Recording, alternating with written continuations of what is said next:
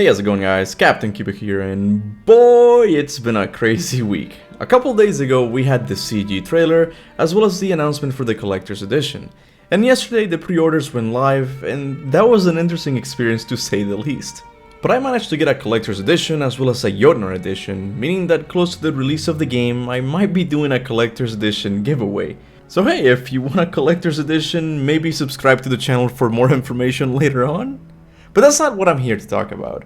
Aside from the pre-orders, we also got two leaks that might be important to the story of the game. The first one was the cover art for the art book of God of War Ragnarök, as well as a story description by a Dutch retailer. Personally, I think the Dutch retailer description is a much bigger spoiler than the cover art for the art book. And even that, what it talks about is something I expected with the story. But I understand that some of you want to go into this game knowing as little information as possible. So for those people, now it's the time to leave this video. Did you click out? You guys are not here anymore, right? Anyway, for the rest of us degenerates who just love theorizing about tiny details, stay tuned because I'm going to be talking about what I think about the art cover as well as the new story description. So let's start with the supposed leak that has everyone talking, the art book cover. Yesterday while streaming, everybody kept telling me not to go on Twitter because there was this big spoiler. But once I found out that it was just this, I felt a lot better. It's just a concept art for the game depicting the Battle of Ragnarök. You see the dragons, something that was expected since we saw the Yggdrasil map. We also see a giant in the background, the Dark Elves, and what I believe to be the Einherjar, also known as Odin's army. All of these characters were expected to take part in the Battle of Ragnarök. However, what has people really talking is these two characters. So let's start with the one people are most excited about, this one. Some have said that this is Mimir with a new body.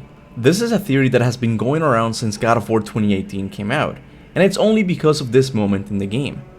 I believe I've reached my limit for dwarven charm. What happened, Mimir?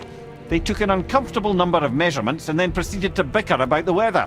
So fans see that this character has a beard, horns, and yellow eyes, and immediately jump to the conclusion that it has to be Mimir. But this theory is one that I personally never took seriously. Because what I personally like about Mimir as a character is how Kratos and Atreus use him as a portable tour guide. If Santa Monica were to give Mimir a body, it would take away his appeal. Plus, they would have to design another AI companion character. And I just don't think they'll invest all that time and money just to take away what makes Mimir special. Plus, do you really think that Mimir will go from this? Got so inebriated I tried convincing the giants to put him in my nipples instead. Almost talked them into it too. Can you imagine? Mimir of the Bifrost teats. To this? Take that, you Aesir scum! Yeah, I find that very unlikely. Mimir is the smartest man alive, not a fighter. So even if he had a body, he wouldn't be fighting in Ragnarök. And the other details I mentioned, such as the horns and the beard, are very generic Viking looking things. I even believe the horns aren't coming out of his head, but the helmet he's wearing. So if you ask me, this is just a generic warrior from Odin's army. If you want to know what I think about the dwarves taking measurements, I will point you in the direction of this video. Now, the other character that has people freaking out about is this one, which suspiciously looks a lot like Sindri, at least in his armor. I say this because he seems to be just as tall as the other characters in the concept art, and this doesn't jive very well when we take into account that Sindri is a dwarf. But it's true, this character's armor looks very similar to Sindri's. So, will Sindri be throwing hands in Ragnarök? You did something to her!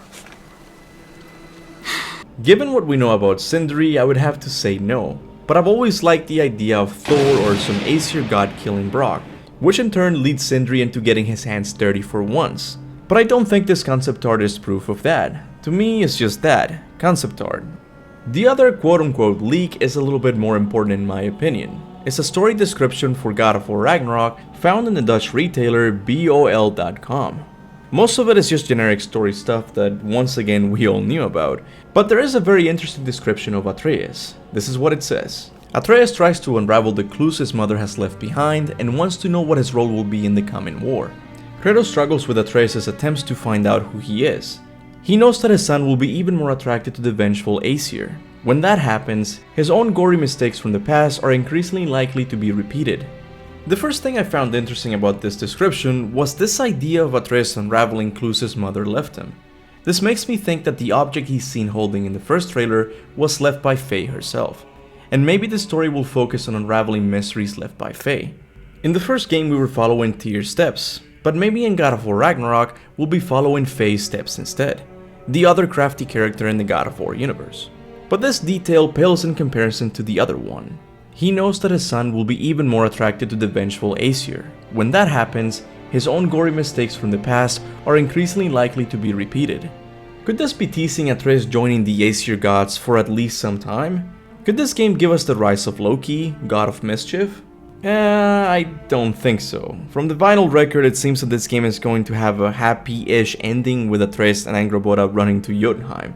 At least that's my interpretation of the image. What I believe this story description is teasing is the mysterious blood oath that Odin and Loki have with each other. This is something that's not really explained in the mythology, and I think Santa Monica will use this lack of clarity to somehow connect Odin to Atreus. There's a lot of mystery behind Atreus' role in Ragnarok, and I'm sure Odin wants to use him to his advantage. But even though I don't think Atreus will completely join the Aesir gods in God of War Ragnarok, I do believe that this is something that has happened in the past, or at least in another timeline. And the goal for Atreus in God of War Ragnarok will be to prevent this unity or blood oath from happening again. I know this doesn't make much sense, but I was actually planning on uploading the first part of the timeline video tomorrow. But a lot of people wanted me to talk about Mimir with a new body, so I had to delay the video to Wednesday. So it's your fault, really. But what do you guys think about these leaks? Do you think they're a big deal, or do you think there's nothing to them? Whatever your thoughts and theories are, make sure to leave them in the comment section below. As always, I want to give a big thanks to all of my members for supporting the channel monthly. People like How to Speedrun, Six is Hungry, Ibrahim Hamadi, thank you, Christian N, Rice Tony, I'm not sure how to pronounce that, and many more are truly the backbone of this channel. I really couldn't do this without your support.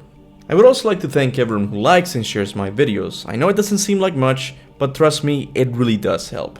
And with that said, thanks for watching, and remember, go forth in the name of Ragnarok.